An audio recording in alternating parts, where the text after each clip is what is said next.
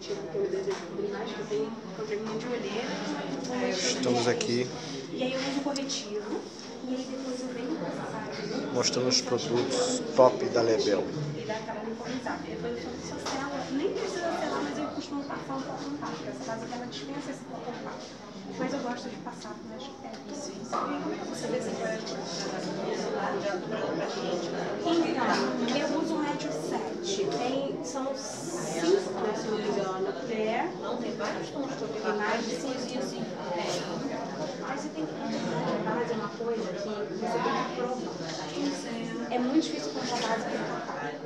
Então, você tem que As pessoas me falam isso, porque a base não se troca.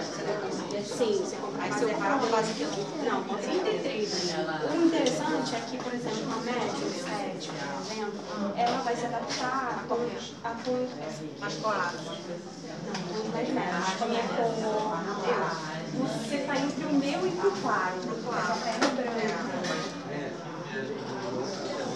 E aí, base, uma coisa de base é que você tem que provar no rosto. Então, eu como consultora, para eu oferecer para um cliente em casa, eu sempre pergunto, qual é que eu uso?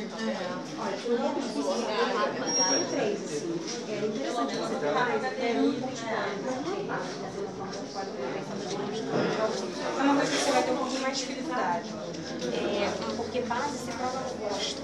Não adianta, eu posso até, por exemplo, fazer o teste de mão, não é o ideal. O ideal é fazer a propósito. O ideal é no tom do teu rosto, não menos e nem mais. Eu uso tem uma bisturi que é mais escura, eu uso mais para fazer contorno. Então, as mais claras e mais escuras você vai usar, mesmo você vai usar para fazer contorno. Mas para cobrir, para dar aquela, né, aquela disfarçada no dia a dia, ideal no teu tom. Aí tem que provar no rosto. Eu uso a médium 7.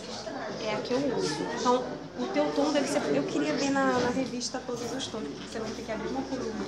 Eu vou ver na revista, mas enquanto isso vai estar uma revista rolando aí, pessoal. Uma revista rolando aí, cadê o rapaz?